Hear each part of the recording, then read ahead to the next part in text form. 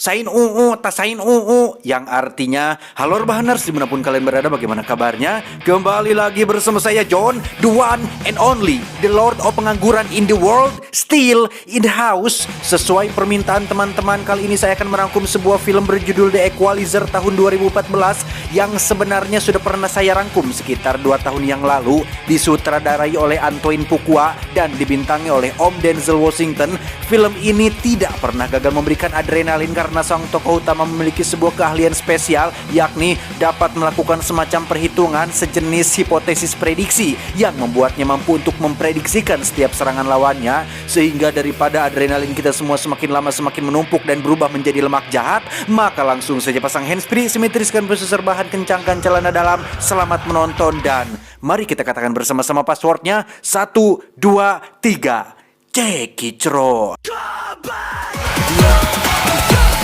Cekicro.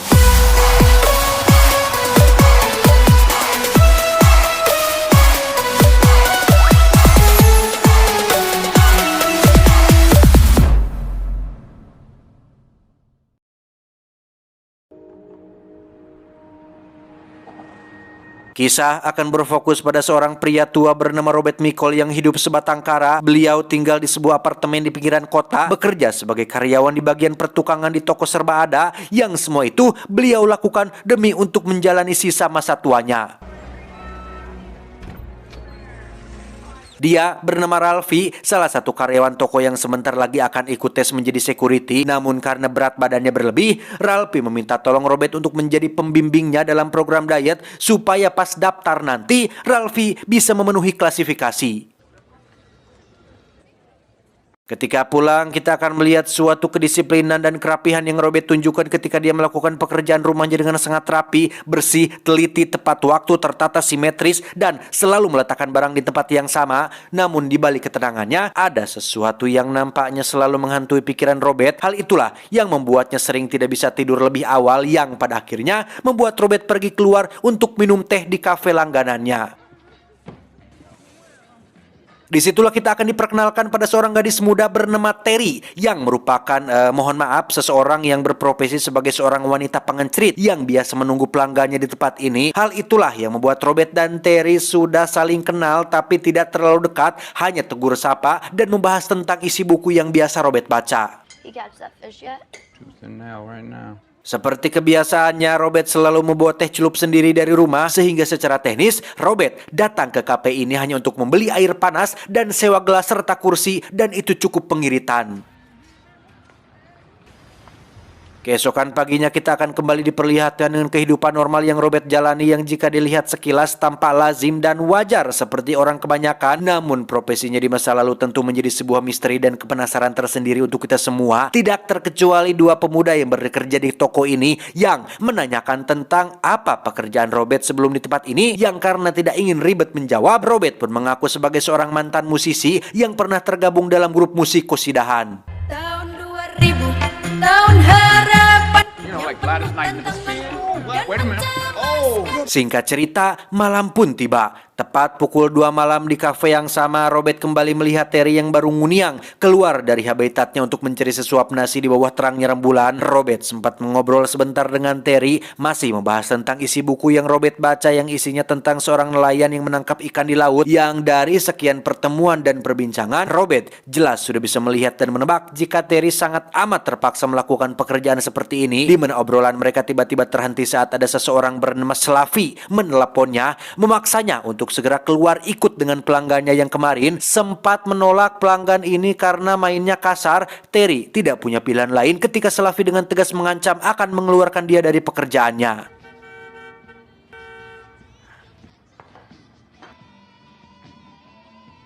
Keesokan paginya kita akan diperlihatkan kegiatan Robert selain bekerja di toko, yakni melatih Ralphie dalam program dietnya agar bisa menurunkan berat badannya untuk ikut tes menjadi security. Yang tepat pukul 2 malam di kafe yang sama, Robert melihat wajah Terry seperti ada lebam, dan sehabis mendapat kekerasan yang seberapa besar pun Robert peduli terhadap Terry, Robert tidak punya hak untuk ikut campur dalam urusannya.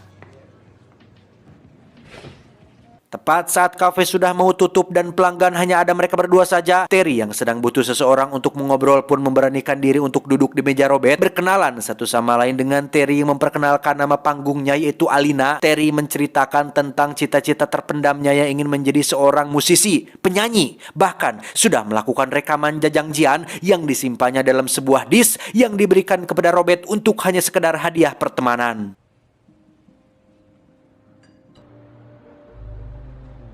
Obrolan mereka berdua pun berlanjut sampai di jalanan menuju arah pulang, di mana saat akan berpamitan, tiba-tiba muncullah sebuah mobil yang ternyata adalah seorang pria bernama Slavi yang sempat menelepon Terry kemarin malam, yang karena dari tadi Terry terus menutup teleponnya, Slavi dengan teganya menampar wajah Terry dengan cukup keras yang hal itu sempat membuat Robert akan bertindak, tetapi lagi-lagi karena dia tidak punya hak untuk ikut campur urusan orang lain, Robert terpaksa memilih untuk diam dan justru malah diberikan kartu nama Slavi. Barangkali Robert butuh hiburan alias wanita yang bisa menghiburnya. Keesokan malamnya masih di kafe yang sama, berjam-jam Robert ngeteh, Terry tumben sekali tidak muncul seperti biasanya, dan alangkah terkejutnya Robert saat baru mendapat kabar dari penjaga toko bahwasanya Terry dikabarkan sedang dirawat di ruang ICU akibat tindak kekerasan yang dialaminya. Dan betapa sakitnya hati Robert dan kita semua saat melihat kondisi Terry yang terlepas dari pekerjaannya. Terry hanyalah seorang gadis muda yang mencari sesuap nasi untuk bertahan hidup, kini hanya bisa terbaring di ranjang rumah sakit dengan kondisi wajah dan tubuhnya yang benar-benar babak belur habis-habisan. Bahkan ketika Terry meneteskan air mata, hal itu semakin membuat darah Robert mendidih dan mengutuk tindakan yang dilakukan oleh si pelaku.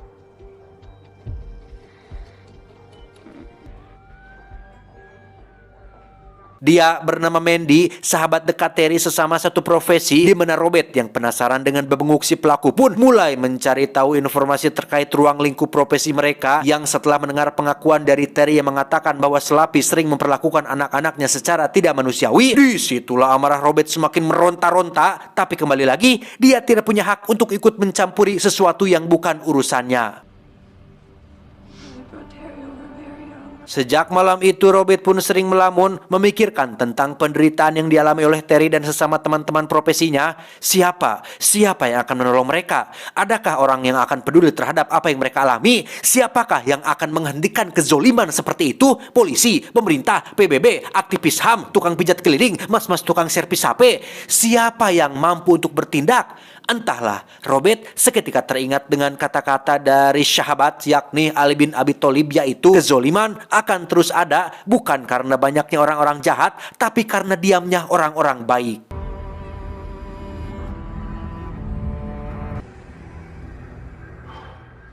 Suatu malam di restoran Prancis, Slavi terlihat baru tiba dengan mobil sportnya, langsung naik ke atas menuju kantor pribadinya alias markas utama mafia Rusia cabang di Amerika Serikat, yang tak lama setelah dia menyapa anak buah dan duduk di atas singgasananya, muncullah seseorang yang sangat tidak diduga-duga kedatangannya. Assalamualaikum. Dan ya, Robert, seorang pria tua karyawan toko biasa dengan begitu beraninya masuk ke dalam ruangan yang dipenuhi oleh manusia-manusia berbahaya yang kejam dan tak bermoral, di mana Robert dengan begitu santainya mengembalikan kartu nama milik Slavi, sekaligus menawarkan sejumlah uang untuk membeli kebebasan salah satu anak jualannya, yakni Alina alias Terry. Tawaran mengejutkan dari orang asing seperti ini pastilah membuat Slavi dan anak buahnya sangat kebingungan. Kok bisa ada seseorang yang entah dari mana asal-usulnya tiba-tiba nyelonong masuk baik ke dalam ruangan yang sangat private, melakukan tawar-menawar dengan seorang bos mafia tanpa rasa takut atau minimal guguplah. Robert dengan sopan lembut dan penuh tata krama menghadapi respon yang kurang baik dari mereka semua, yang bahkan mentertawakan dirinya yang pada dasarnya punya itikat baik ingin mengangkat derajat perempuan dari lingkungan seperti ini. Sempat mengapresiasi nyali si Robert dengan menawarkan jabat tangan, Slavi yang merasa dirinya orang berkuasa pun langsung menunjukkan taringnya dengan mengeluarkan kata-kata intimidasi semacam kalimat ancaman dan teror dengan maksud untuk membuat Robert ketakutan, yang pada akhirnya tawaran Robert pun ditolak mentah-mentah dengan tertawaan mereka semua yang mencemooh niatnya dan mengusirnya pergi dari ruangan tersebut. Dan apa yang akan Robert lakukan selanjutnya benar-benar akan sangat mengejutkan karena dia memilih untuk mengunci pintu dan mengurung mereka semua bersamanya. Yang di situ Robert melakukan semacam hipotesis prediksi atau perhitungan akurat untuk menebak hasil dari sebuah tindakan, persis seperti yang biasa dilakukan oleh Sherlock Holmes. Yang kemampuan seperti ini jelas hanya bisa dilakukan oleh seseorang yang sudah memiliki banyak sekali pengalaman, karena Robert bukan saja hanya asal menebak, tapi juga bisa memperkirakan berapa lama waktu yang dibutuhkan untuk melumpuhkan musuh yang akan dihadapi.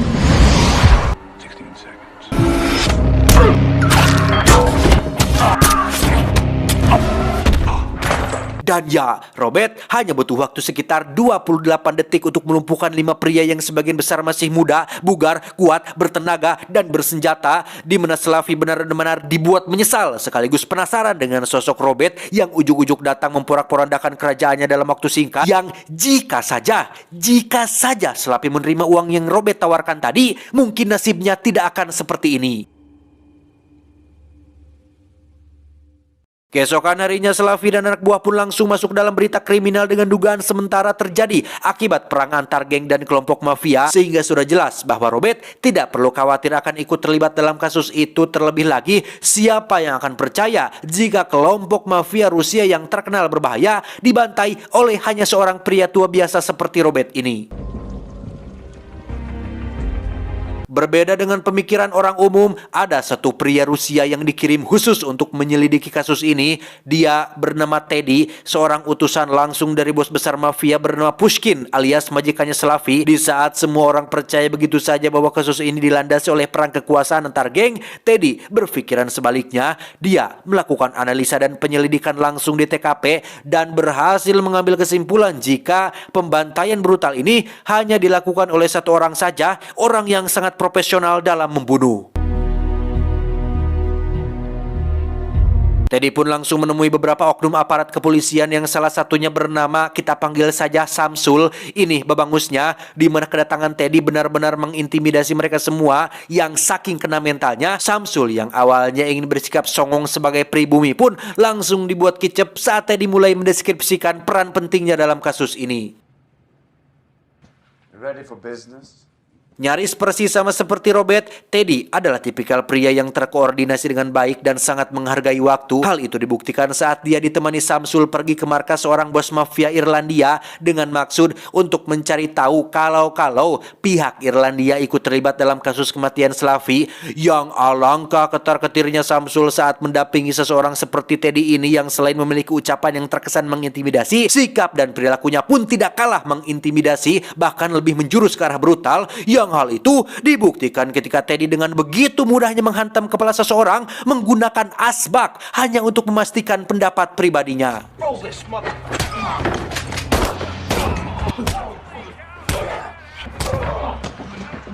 Sampai sini sudah jelas bahwa Teddy mungkin adalah sosok yang patut Robert waspadai, karena selain memiliki akses dan difasilitasi penuh oleh bos besarnya, Teddy merupakan sosok ambisius yang tidak mudah menyerah, bahkan untuk sekelas aparat seperti Samsul sekalipun tak mampu untuk membendung kebrutalannya. Di tengah percakapannya dengan bos besar melalui telepon, Teddy pun memperhatikan satu persatu foto hasil tangkapan kamera CCTV di luar restoran, di mana Teddy melaporkan terkait hasil penyelidikannya yang pada intinya Teddy sangat yakin 100% jika Slavi dan anak buahnya bukan dibunuh oleh orang sembarangan, melainkan oleh seseorang yang sangat profesional. Bahkan dari bekas luka yang Teddy periksa sendiri, dirinya mengaku baru pertama kali melihat kemampuan membunuh yang luar biasa seperti itu.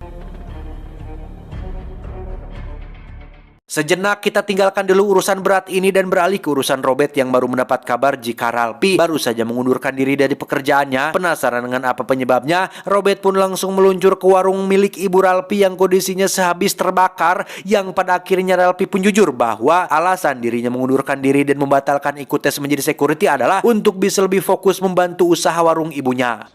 So I'm gonna help out around here now. Muchas gracias, mucho gusto. Ralph, no. Usut punya usut, kebakaran warung ibunya bukan semata-mata kecelakaan biasa, melainkan ada dua oknum aparat kepolisian yang biasa menagih atau memalak jatah bulanan kepada para pedagang-pedagang kecil, yang karena 2 bulan ini ibunya Ralphie memang tidak memberikan setoran. Mungkin saja mereka kesal dan membakar warung ibunya untuk memberi pelajaran. What was I thinking? I wasn't gonna pass the security guard test anyway. Dan benar saja, pada malam hari itu juga muncul dua oknum polisi yang datang untuk menagih uang dari ibunya Ralphie, sehingga sudah jelas jika itu semua adalah ulah dari kedua berdebah ini yang tanpa keduanya sadari ada sosok Robert yang diam-diam sudah merekam kelakuan busuk mereka berdua, sehingga ketika Robert menghajar keduanya dan mengancam akan menyebarluaskan videonya, dua oknum polisi ini pun langsung ketakutan dan mengembalikan semua uang milik para pedagang. Alhasil beberapa hari kemudian Ralphie pun terlihat sudah memakai seragam security yang berarti bantuan Robert yang diberikan selama ini sukses membuat orang lain bahagia, dan sesuai dengan judul dan julukannya yaitu The Equalizer, Robert adalah sosok penyeimbang yang bertugas untuk menjadi penengah antara kebenaran dan kebatilan. Hal itu kembali diperlihatkan pada saat kasir toko sedang diancam oleh seorang penjahat bersenjata, di mana Robert yang menyadari hal itu pun dengan santainya memberikan semua uang yang ada di dalam mesin kasir. Tetapi ketika si penjahat memaksa si kasir melepas cincin warisan mendiang ibunya, disitulah Robert merasa perlu untuk bertindak dengan kembali melakukan hipotesis prediksi. Tetapi karena situasi dan kondisinya tidak memadai, Robert memilih untuk menunda aksinya dengan membiarkan si penjahat pergi begitu saja dengan plat nomor mobilnya yang sudah berhasil didapat.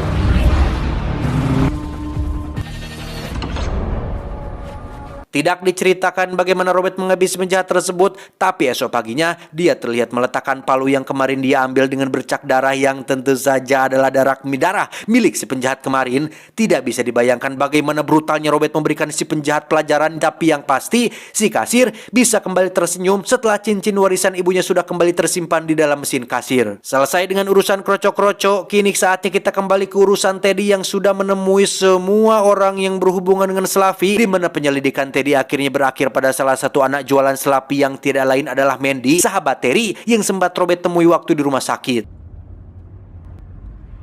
Alhasil, makin mengerucutlah penyelidikan kasus ini, sehingga Teddy pun menginterogasi Mandy secara lebih persuasif, yang ketika Teddy sudah berhasil mendapatkan ciri-ciri pria yang dicarinya, yang dalam hal ini adalah Robert, Teddy yang pada dasarnya seorang pembunuh berdarah dingin pun dengan teganya mencekik Mandy dari belakang hingga dia tewas kekejatan kehabisan nafas.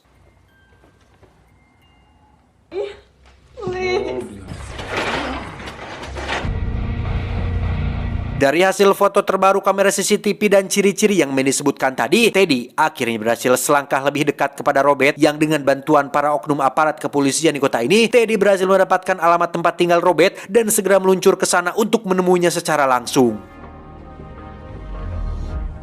Dan inilah momen yang paling ditunggu-tunggu, pertemuan pertama kali antara dua sosok yang sama-sama cerdas dan brutal, di mana terjadi sebuah percakapan menarik yang pada intinya mereka berdua saling beradu argumen, dengan Teddy yang mengaku sebagai aparat kepolisian dan Robert yang mengaku sebagai karyawan tos serba. Padahal keduanya punya insting yang sama, sama-sama bisa melihat tatapan seorang profesional, namun memilih untuk menunda tindakan demi untuk mencari waktu yang tepat. Dan betapa cerdasnya kedua karakter ini ketika Robert langsung pergi ke apotek untuk membeli obat mabuk perjalanan, entah untuk apa tujuannya. Sementara Teddy di kantornya, dia sudah yakin betul 100% jika Robertlah pelaku pembantaian Slavi. Teddy sengaja tidak buru-buru mengambil tindakan karena dirinya ingin mencari tahu dulu siapa atau asal-usul Robert ini, bekerja pada siapa, di mana, dan bagaimana Robert bisa punya kemampuan membunuh seperti itu. Teddy nampaknya mulai tertantang, merasa tersaingi, ada perlawanan, dan berambisi untuk bisa mengetahui siapa Robert sebenarnya. All lies, yes, I want to know who he's working for. Singkat cerita, di kafe yang sama, Robert terlihat sedang duduk sambil membaca buku tepat saat muncul seorang petugas PLN berbadan tinggi besar baru saja masuk, yang dengan insting tajamnya, Robert sudah bisa langsung menebak jika tangan seorang petugas PLN tidak mungkin sebersih itu, sehingga ia pun dengan cepat melakukan hipotesis prediksi untuk melumpuhkan orang suruhan Teddy ini. Dan ya, Robert dengan santainya berjalan keluar dari kafe sambil mengambil foto Teddy yang masih berada di dalam mobil, di mana pada titik ini Teddy benar-benar seolah ditantang secara langsung, seakan diajak untuk melakukan permainan siapa yang lebih cerdik dan gerak cepat, sehingga Teddy benar-benar semakin dibuat penasaran dengan siapakah sosok si Robert ini. Gagal menangkap Robert di luar, Teddy dan anak buah pun langsung meluncur ke tempat tinggalnya yang setibanya di sana, apartemen Robert sudah kosong dan hanya meninggalkan sebotol obat mabuk perjalanan udara dengan maksud untuk membuat mereka percaya jika Robert sudah kabur jauh keluar kota. Padahal tanpa mereka semua sadari, Robert sudah menyewa apartemen baru tepat di seberang apartemen lamanya dan mengamati pergerakan Teddy dan anak buahnya melalui kamera kecil yang disembunyikan di beberapa titik. What an open-ended plan plane ticket to Mexico 2 days ago. He's watching us. Sadar jika Teddy adalah tipikal orang yang tidak akan pernah berhenti, Robert pun langsung pergi menemui sahabat dekatnya yang merupakan pasangan suami istri, yaitu Susan dan Brian. Mereka berdua adalah orang-orang yang bekerja di lembaga pemerintahan, sehingga sedikit demi sedikit akhirnya terungkaplah jika Robert dulunya mungkin adalah orang yang juga bekerja untuk pemerintah. Tidak dijelaskan secara spesifik profesi atau spesialisasinya. Yang jelas, Robert sudah pensiun dari pekerjaan lamanya dan mencoba untuk hidup normal seperti orang lain. Tanpa banyak basa-basi, Robert langsung mengungkapkan tujuannya datang kemari adalah untuk meminta bantuan kepada Susan dan Brian untuk carikan informasi tentang si Teddy ini yang tak perlu menunggu waktu lama. Susan pun berhasil membuat seluruh berkas lengkap tentang kelompok mafia si Teddy ini. Bahkan wajah Pushkin, sang bos besar mafia sekalipun ada di dalam berkas tersebut, termasuk wajah si Samsul yang diketahui merupakan oknum aparat yang paling dekat dengan mereka semua. He won't stop until he kills you and anyone you care about. Pada akhirnya, Robert sekali lagi terpaksa harus menjadi seseorang yang sebenarnya tidak ia harapkan, yang pada intinya Robert ingin benar-benar menyelesaikan masalah ini sampai tuntas, benar-benar tuntas sampai ke akarnya. Dan jika Anda berpikir Robert melakukan semua ini hanya untuk demi Terry seorang, Anda salah. Karena ini bukanlah tentang Terry saja, melainkan tentang orang-orang yang selalu terzolimi, masyarakat yang selalu ditindas, masyarakat yang selalu dikebuli oleh orang-orang berpangkat. Sudah susah dibuat makin susah, sudah miskin dibuat lebih miskin lagi, sudah menderita dibuat semakin menderita. Robert menyadari satu hal, bahwa sebagian dari kita tidak punya kapasitas dan kekuatan untuk melakukan perlawanan. Maka sosok Robert muncul sebagai penyeimbang alias the equalizer yang memiliki kapasitas dan kemampuan untuk mengalahkan kezoliman yang sudah terlalu berlebihan. He didn't come for help. He came for permission. Setelah semua data sudah di tangan, Robert langsung menyatroni target pertamanya yang paling lemah dulu, yakni si Samsul, untuk mengajaknya bekerja sama meski dengan cara yang agak sedikit memaksa.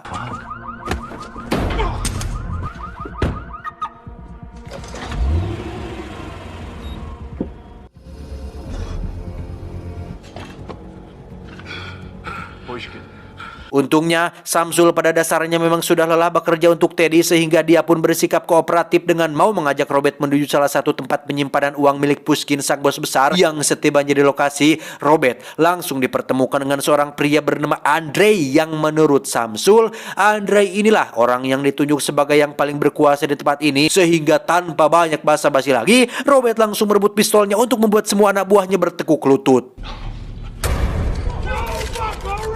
Setelah berhasil menjinakkan Andre dan anak buahnya, Robert memberikan pesangon kepada semua karyawan yang bekerja di tempat tersebut dan menyuruh mereka semua untuk cari pekerjaan lain yang lebih halal. Sementara untuk Samsul, Robert mencoba untuk menyadarkannya tentang arti dari pangkatnya sebagai aparat kepolisian, hingga akhirnya Samsul pun berhasil mengalahkan egonya sendiri dengan akan mengakui semua kesalahannya, sekaligus memberikan kotak penyimpanan berisi semua barang bukti kejahatan yang dilakukan oleh kelompok mafia si Pushkin ini. What do you keep?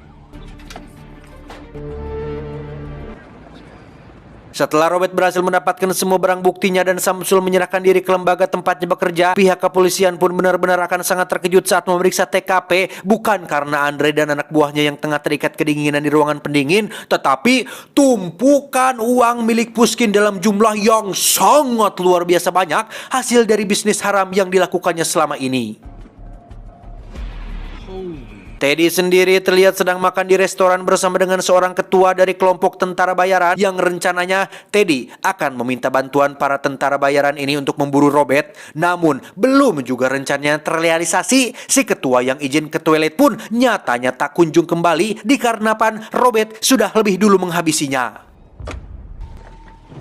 Untuk kesekian kalinya, Teddy benar-benar dibuat kena mental, tapi mencoba untuk tidak menunjukkan kelemahannya dengan tetap bersikap angkuh dan jumawa, seolah masih selangkah lebih maju dibandingkan Robert. Masih dengan treatment yang sama seperti yang dilakukannya pada Slavi, Robert datang menemui Teddy untuk memberikan tawaran damai dengan cara yang baik dan penuh adab, di mana Robert memberikan Teddy waktu untuk berpikir dan nomor telepon apabila sudah mendapatkan jawabannya.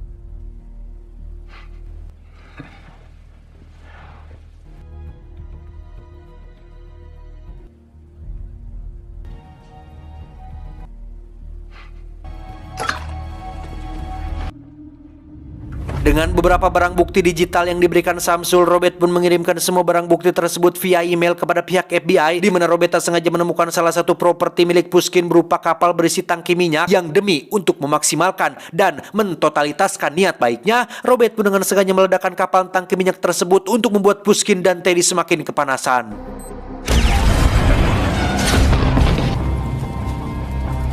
Alhasil, Pushkin, sang bos besar pun habis-habisan memarahi Teddy akibat kerugian edan-edanan yang dialaminya selama beberapa hari terakhir ini, di mana Teddy sendiri nampak sudah tak peduli dengan ucapan bos besarnya dan hanya fokus ingin menangkap dan mencari tahu siapa Robert sebenarnya, yang tentu saja sekarang dia sudah bersama dengan para tentara bayaran yang kini bekerja untuknya. Teddy pun memakai cara licik dan tidak gentle, yaitu menugaskan dua tentara bayarannya untuk menyandera beberapa teman kerja Robert di toko, termasuk Ralphie, sementara dirinya dan sisa tim akan menunggu di lokasi tangki minyak untuk menyambut kedatangan Robert yang terpaksa harus menyerahkan dirinya sendiri. Alih-alih akan menghabisi Robert dari jauh dengan cara melacak nomor teleponnya, Teddy justru harus terwaduli untuk kesekian kalinya ketika Robert meletakkan ponselnya begitu saja, sehingga Teddy yang kesal pun langsung menghubungi dua tentara bayarannya yang ada di toko untuk membunuh salah satu sandera. Dan ya, musik tiba-tiba menyala sendiri dan suara kerasnya cukup mengganggu kegiatan para tentara bayaran ini, sehingga Ralphie diminta untuk bangun dan menunjukkan di mana ruangan musik itu berasal. Tiba di ruangan yang dimaksud, satu tentara bayaran pun langsung dilumpuhkan dengan mudah oleh Robert. Lantas ia pun menghubungi satu tentara bayaran lagi untuk keluar dengan cara menggunakan Ralphie sebagai umpan, dan setelah kedua tentara bayaran sudah dilumpuhkan, kini saatnya tugas Ralphie untuk membuat teman-temannya keluar dari toko ini. Namun rencana tersebut bertepatan dengan munculnya Teddy dan semua tentara bayarannya, sehingga Ralphie harus cepat melakukannya. Dari segi jumlah dan persenjataan, mungkin Robert kalah, tapi dari segi taktik dan kecerdasan, Robert jauh lebih berpengalaman, yang hal itu diperlihatkan dari bagaimana Robert mematikan seluruh pencahayaan di dalam toko ini dan mulai menghabisi satu persatu anak buah Teddy di tempat yang berbeda, menggunakan berbagai jenis perkakas yang sering kita jumpai sehari-hari.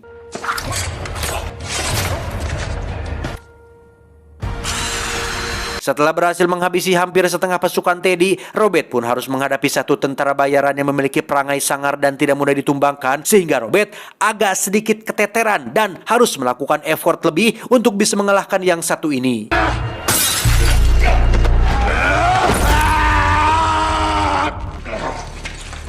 Tersisa Teddy dan satu tentara lagi. Robert yang masih terbaring pun dibantu Ralphie yang ternyata tidak ikut kabur bersama yang lain dan lebih memilih tetap berada di sini membantu Robert, yang jika memang itu maunya, Ralphie pun diberi tugas untuk pergi ke ruangan panel dan tarik tuas listriknya.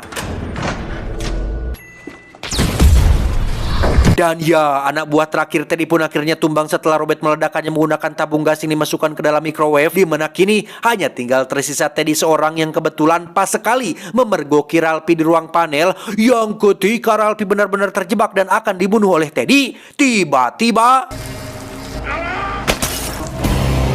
menggunakan air nailer gun atau mesin paku tembak, satu persatu tangan dan kaki Teddy pun dilumpuhkan sampai ngarumpuyuk, di mana Teddy benar-benar merasa sangat sakit, bukan karena pakunya, tapi lebih pada kekalahannya. Kalah cerdas, kalah cepat, kalah taktik, kalah gesit, kalah segalanya. Namun yang lebih menyakitkan dari semua itu adalah sampai detik-detik akhir hayatnya, Teddy masih penasaran dan masih belum mengetahui siapa sosok Robert yang sebenarnya. Jangan dulu beranjak dari tempat duduk Anda, karena ini semua belumlah selesai. Anda ingat dengan ucapan Robert yang ini menuntaskan semuanya sampai ke akar-akarnya? Ya, Robert pun pergi ke Moskow, Rusia, lebih tepatnya kediaman Pushkin, sang bos besar yang dijaga oleh belasan penjaga, yang jikalau seorang penguasa seperti Pushkin merasa dirinya kebal hukum, tak tersentuh aparat, dan sulit dijangkau oleh siapapun, dia sudah salah besar. Karena faktanya, Robert terlihat sudah berada di dalam rumah Pushkin, tepat saat dia baru saja selesai ibak. Sadar jika Robert datang ke sini untuk membunuhnya, Pushkin yang masih merasa jika uang bisa membeli segalanya pun mencoba untuk bernegosiasi dengan Robert tentang berapa kira-kira nominal yang Robert inginkan. Tinggal sebutkan 1M, 2M, 100, 200. Halah, jawaban Pushkin benar-benar sangat mengecewakan Robert karena tadinya Robert awalnya berniat untuk memberikan kesempatan bagi Pushkin bertobat, tapi faktanya dia malah ingin mencoba menyuapnya sehingga jangan salahkan emaknya si John apabila Pushkin harus mati dengan cara yang tidak elegan, yaitu mati tersengat listrik di kamar mandinya sendiri.